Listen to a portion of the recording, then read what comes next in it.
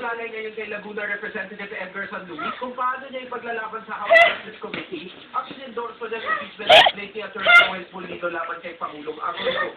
Dahil sa niyako at San Luis, nagdududa ang inanindigan naman ni San Luis ang kanyang pag-endorso sa reklamo. Yung mahina na yung malakas yun. Ang sabi ko nga, bakit nga binagdagan ang aming in-endorse na complaint, betray ng public trust. Doon natin tingnan. Kung mapapatunayan naman raw ni San Luis na hindi siya pakawala ng palaso, susuportahan na rin ang oposisyon ng impeachment complaint. Wala na raw kasi silang magagawa, kundi suportahan at palakasin ng complaint. Suga! Bagay ka din ah.